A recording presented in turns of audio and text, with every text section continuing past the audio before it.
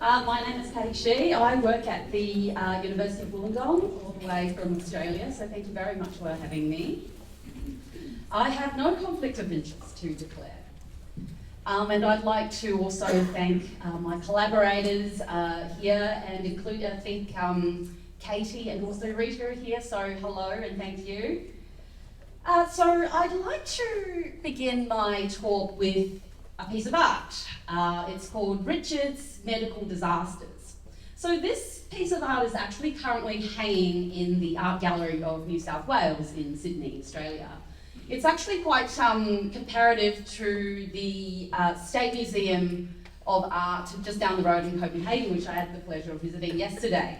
So it's quite a very prestigious institution, and Richard Lower, the artist, he actually won he was a finalist in the Solomon Prize, and the Aussies will know here that it actually sits along the Archibald, so it's very prestigious art. And this work is being viewed by thousands of visitors every day as we speak.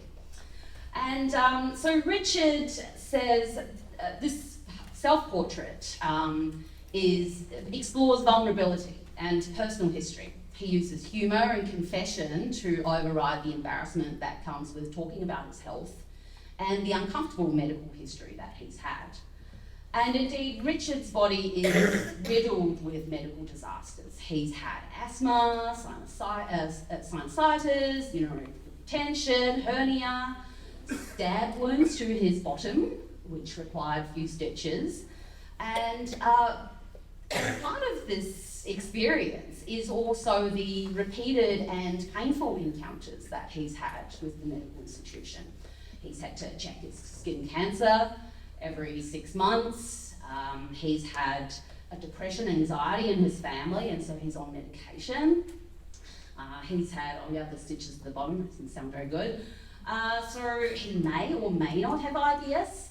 So then that really leads to the next point, is something else that we don't like to often talk about, and that's he doesn't really love his doctors. They haven't really been able to give him the right answer to his suffering. He's had a migraine in the nose, and a neurologist had injected him 32 times with Botox. He's had a sore ankle, and the doctor tells him that it's all in his head. And he has high blood pressure, which he calls a white coat hypertension, because he's so stressed out every time he goes to the clinic. So really, Richard may be a candidate for what we know as direct-to-consumer testing and self-screening. We've got all the things that we have here, and also Annette talked about in the last talk. We've got these home testing kits that he can use straight away at home and find out the results. And he would be experienced with this because he's lived through COVID, and he's done the rapid antigen tests, quite regularly. So this would be familiar to him. Then there's the self-sampling test, where you can buy these sample kits, take your own samples, send it into a laboratory, and they'll send you the results back. Or he can request a pathology test online directly without having to consult a doctor. He can buy an Apple Watch that may or may tell him he has atrial fibrillation, and then if it does tell him, he has to go to the doctor anyway. But it so these range of cell tests that you can do, from a medical perspective, these are quite different qualitatively. They test for different things, use different samples. But from a social perspective, it might actually have some similarities, in the sense that it puts the consumer in the driving seat. It allows them to bypass the medical institution altogether. And the way that these things are, this is text from these websites that sell these tests. So taking health in your own terms, empowering yourself, starts at home. No doctor consultations required, no test refused. This is directly into Richard's up his alleyway. This is great. Victor Notorious talk this morning. I loved the shoes at the waiting line in the clinic. So this is 30-day money guaranteed, willing help desk, no more waiting. So gain control, you can even test your loved ones if you wanted to. And all these things really, it talks about that sort of self-care, empowerment, taking control. These are all the things that it's been drummed into consumers. And it emphasises the efficiency and the convenience that Richard is not getting from the health system. And there's no more having to be told by the doctor that the non-compliant patient, they're the row patient. They just go straight, go directly to the market. And there are, in the wider context, there are wider drivers. So we put a huge cultural premium on individual autonomy, technical innovation, and diagnostic cultures. I picked this up from Sven Brinkman and Anne-Marie Dutel's talk earlier this afternoon, so thank you. There's the rise of the P4 medicine: prevention, prediction, personalised and participatory. I think we talk a lot about the first three, but the last one, participatory, sort of that emphasis on placing the control on the consumers, contributing your personal data to the big data that will give more precise, better predicted information in healthcare. The social norms that Richard lives within. So it's shaped by the idea of self-quantification. Everything can be reduced to numbers. Big data and M-Health, everything is available to you. It's a magic bullet now. And of course, we can see that there is a steady growth of consumer testing and screening. So according to Ayala Lopez, this market is worth $352 million per annum at the moment, and it's increased by 17% in 2020. That's 20-fold in the last decade. So that's the sort of a market that we're talking about. It's increasing very, very quickly. However, what other disasters should Richard know about? So some of the work that we've been doing within the Wiser Healthcare CRE in Australia. So this is the work we recently did. It's an online review of direct-to-consumer pathology test products that are sold in Australia. So we found a total of almost 500 products, and 114 of them are unique. So there's a huge abundance in terms of what's available. There's lots of choices. The cheapest was $12.99 Australian to almost 2,000. So in euros, that would be about $8 euro to about just over 1,000 euros per test. And however, in our analysis of their clinical utility, we found only 10% were potentially beneficial for consumers. And these were primarily conditions that were highly stigmatised and there were evidence that they were under-tested, such as sexually transmitted infections or diseases that can benefit from early detection. The rest were very limited into clinical utility. So we had evidence-based tests used very inappropriately for consumers. So what I call these are good tests being used badly. Commercial health checks, which Annette also talked about. And then there are also about almost 17% were the non-evidence-based tests, the quacks, as we call them.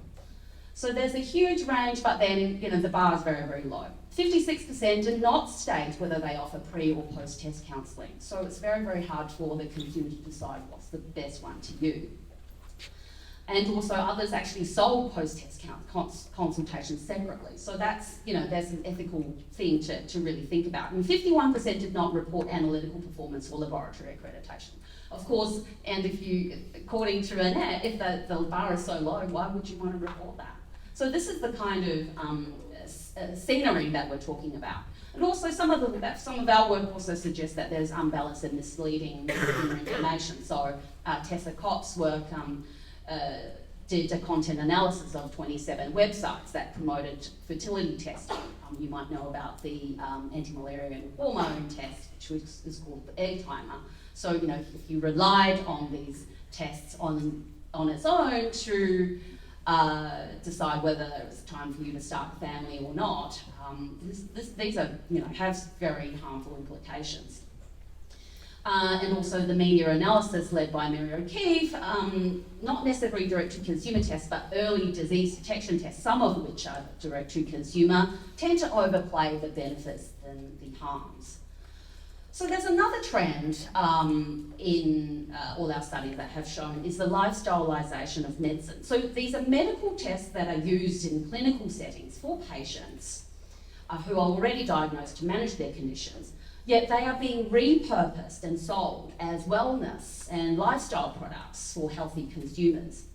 So the Apple Watch, for example, is a great example. So we did a qualitative study in the early days of the Apple Watch being launched, and these consumer wearables, which are not regulated, yet they incorporate a medical device, which is the ECG sensor, which is a regulated device. And so they're really merging the medical and the non-medical together. And what we found is that these very low-risk consumers in the general population are really incorporating some very medical practices in their everyday lives, despite not being patients. And so they are consumers who have become patients, or acting as if they are already patients without being one. And in the last study, which I mentioned, so 41% of the tests that we found were health checks, so hormone tests and vitamin tests and hair analysis that are actually there to indicate whether you're healthy. So you're sick until you're proven well. So, and there's also bundling of multiple tests, and people can choose their own tests. So they're really encouraging consumers to use more and buy more tests without actually any justification. So there's many layers of harm. So there's the harm of medical overuse. Of course, that's both for individuals, for individual consumers. And then there's the opportunity cost to the health system. So unnecessary expenditure of follow-ups, distress for the patient themselves, misconsumption. I picked this up from Martin Hensch's talk this morning. There's turning the consumers into patients. So really you're over-medicalising an entire population to create a previously untapped demand. So previously healthy consumers would not need to use these tests, but now they are.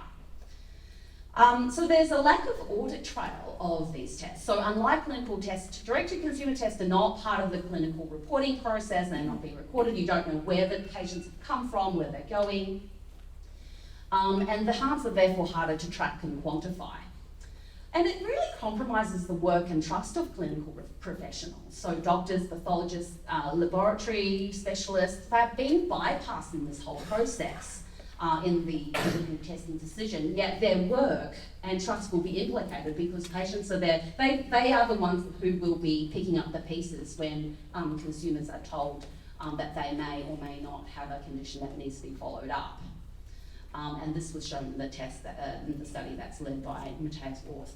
So there needs to be a pushback against P4 medicine, and Fiala very astutely pointed out it's actually over medicine, overdiagnosis, over-testing, over-treatment and overcharging.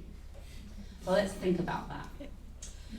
So, and I would agree with Annette, this is a regulatory Wild West at the moment. So at the moment there's multiple players in a very large unregulated market. There's very little transparency. So their annual reports, you need to pay like $500 to actually buy their annual reports and see where things are going. Some of them, the startups, some of them that are selling these tests in Australia are startups or pop-ups. So they are businesses that come and go. So what happens to patient data once these companies fold?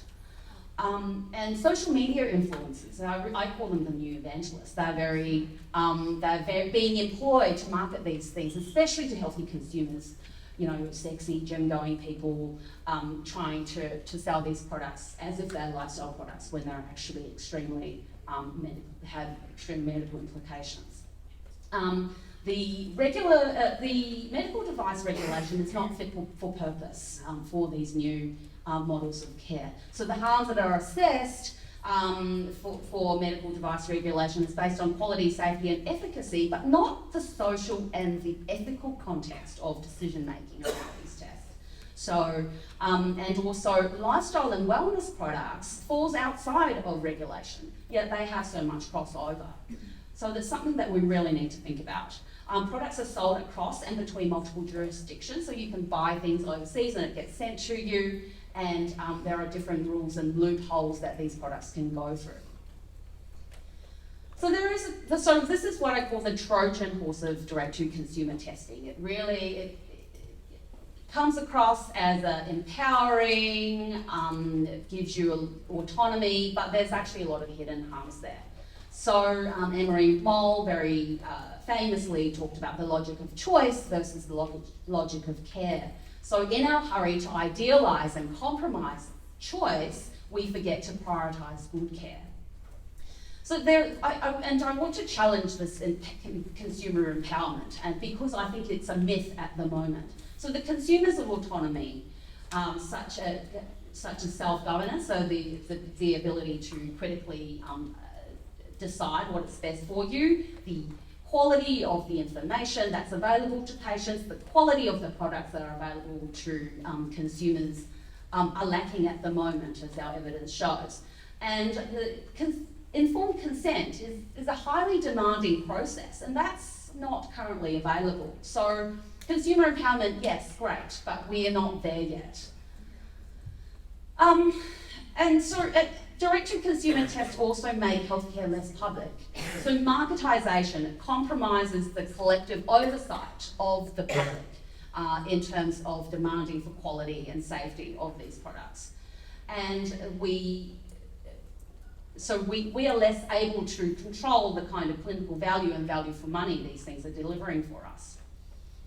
And I think at the end of the day, when we make these tests so individualistic, when we talk about the consumer as just the marketised person, one individual person, it really compromises a communitarian vision of consumers, the rights-based vision of consumers as the idea of public and patient involvement, which is what we call people call in the UK and Australia call the health consumers movement, is that as end users we do have the rights to demand good quality care, safe quality care, but when you reduce it to an individual consumer product, that really, we can lose sight of that. So what questions should Richards ask? And I put Richards very deliberately because I do think that a communitarian vision of consumer empowerment is possible. Who controls the narrative? Is it the startup who is selling a novel way to monitor water intake with a dipstick, which is one of the tests that we found, or the overdiagnosis guy? And I bet many of you is that person who is at your family party barbecue having to convince them that overdiagnosis is our thing. And I think Tom Rosbott's research shows that consumers are still to be convinced that overdiagnosis is a thing, or the harms of overdiagnosis is important to think about. But in the meantime, the market is being flooded with messages that it's very, very important to use these products. So I think what is really missing is consumers and citizens being mobilised to lead their own solutions. And I think, thinking back to Richard's medical disasters, we need to engage with and give dignity to the lived experience of the consumers. Clinical professionals, at the moment, you're being bypassed.